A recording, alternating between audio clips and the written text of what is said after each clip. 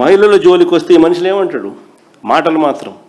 మహిళల జోలికి వస్తే తాట తీస్తానంటాడు. ఈ మధ్యకాలంలో ఆయన స్టేట్మెంట్లు.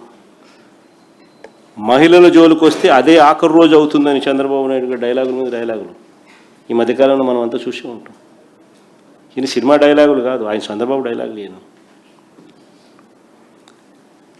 మహిళలపై దారుణాలకు పాల్పడ్డ తన పార్టీకి చెందిన వారిపై ఇదే చంద్రబాబు నాయుడిని అడుగుతా ఉన్నా, ఎంతమందిపై నువ్వు చర్యలు తీసుకున్నావు చంద్రబాబు అని. ఇంత డైలాగులు కొడతా ఉన్నావు. మహిళల జోలికి వస్తే తాట తీస్తానన్నావు, మహిళల జోలికి వస్తే అదే ఆఖరి రోజు అవుతుంది అని అన్నావు. డైలాగుల మీద డైలాగులు కొడతా ఉన్నావు. మరి చంద్రబాబు నాయుడు గారు నిన్నే అడుగుతా ఉన్నా, మహిళలపై దారుణాలకు పాల్పడ్డ మీ పార్టీకి చెందిన వారిపై ఎంతమంది మీద నువ్వు చర్యలు తీసుకున్నావు? Railway Koduru Janasena MLA, railway Koduru Janasena MLA Arava Sridhar తనపై అత్యాచారం చేశారని, ఆపై మోసం చేశారని బాధితురాలు నేరుగా ముఖ్యమంత్రికి, పోలీసులకు స్వయంగా ఫిర్యాదు చేసింది. చంద్రబాబు ఏం చర్యలు తీసుకున్నావు అని అడుగుతా ఉన్నా.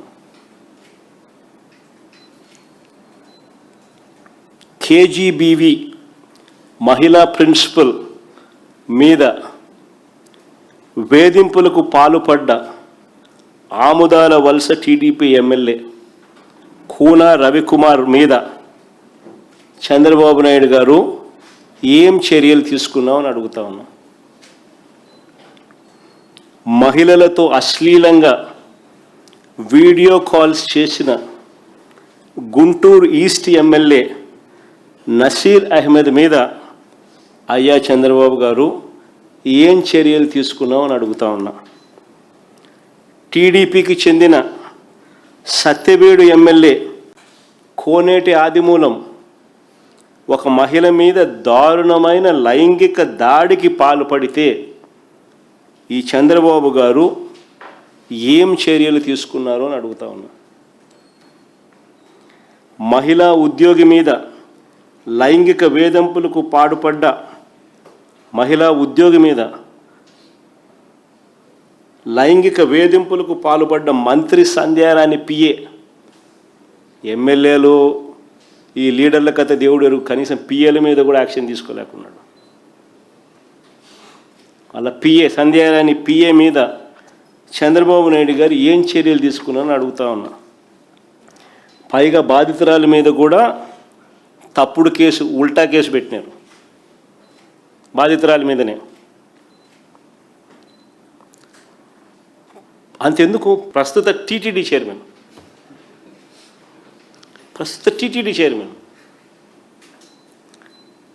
ఒక మహిళను మోసం చేసి వీడియోతోనూ ఫోటోలతోనూ అడ్డంగా దొరికిపోయిన చంద్రబాబు ఏం చేశాడు అని అడుగుతా ఉన్నా.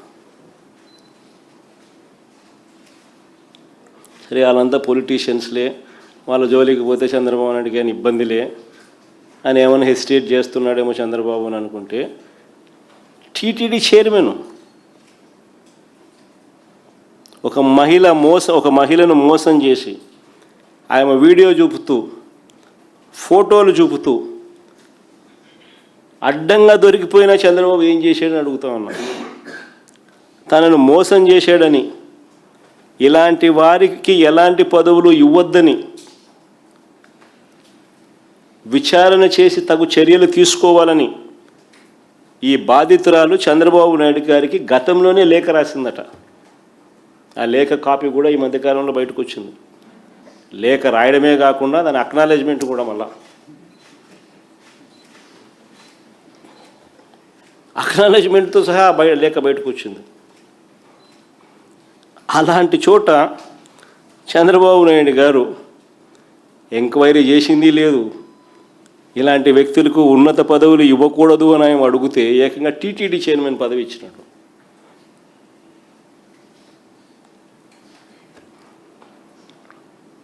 నిజంగా దేవుడి మీద వీళ్ళకు భయం లేదు, భక్తి లేదు, నిష్ట లేదు. నిజంగా ఇలాంటివి ఏవైనా ఉంటే ఇలాంటి తప్పులు చేయరు. స్పెషలీ దేవుని ఆలయంలో ఇలాంటి వాళ్ళ దేవుడి గురించి మాట్లాడేది, ఇలాంటి వాళ్ళ పవిత్రత గురించి మాట్లాడేది, ఇలాంటి వాళ్ళ ఆడవాళ్ళ గురించి మాట్లాడేది.